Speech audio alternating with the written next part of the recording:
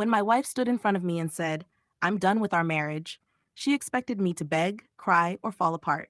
Instead, I just smiled. That smile wasn't out of happiness. It was the calm smile of a man who had already seen the storm coming and quietly prepared himself for the impact. The truth is, I had felt this moment building for months. She had changed in ways only a husband would notice. The phone that used to lie carelessly on the couch was suddenly glued to her hand. Her messages were hidden. Her laughter had moved from our home to the little glowing screen in her palm. She began dressing up for girls' nights, though her perfume lingered with a scent I didn't recognize when she came home late. Her excuses grew thinner. Her interest in me vanished, and the warmth of our marriage turned into cold silence. I tried to talk to her. I asked if something was wrong, if she was unhappy, if we could fix whatever was broken. But she brushed me off each time, rolling her eyes and saying I was paranoid. Deep down, I knew the truth I wasn't ready to face. She had found someone else. So when she finally stood in our living room, eyes hard and voice sharp, saying, "I'm done with our marriage," I wasn't surprised. What surprised her, though, was my reaction. I didn't fight, didn't plead, didn't fall apart. I simply looked at her and asked one calm question: "Who is he?" Her face flickered. For just a second, her eyes widened, then narrowed into something colder. "That doesn't matter," she said, avoiding my gaze. "I just want to be happy." My chest burned, my heart broke, but my mind was steady. I already knew about him. A week earlier, when her lies became too obvious, I had followed my instincts. While she told me she was with friends, I checked her location on my phone. She wasn't at a restaurant, she was at a hotel.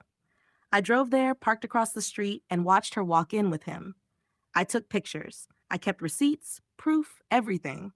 Not to destroy her, but to protect myself when the truth came out. I told her calmly, "If you're done, that's fine. But don't think you'll take me for a fool."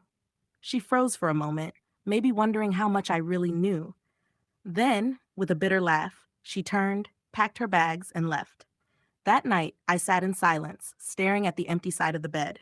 The pain was unbearable, but there was also a strange sense of release. The worst had already happened, and now I was free to decide what came next. In the following days, I filed for divorce. I presented everything, photos, receipts, messages, to my lawyer. The case was clear. The court sided with me completely. She walked away with almost nothing, while I kept my dignity and my future. The months after were the hardest. I was angry, broken, lonely, but I didn't let it destroy me. Instead, I focused on rebuilding. I hit the gym, started running, reconnected with friends I had neglected, and poured myself into work. Slowly, I became someone new, someone stronger, sharper, more confident than before. People noticed, I noticed. For the first time in years, I felt alive again.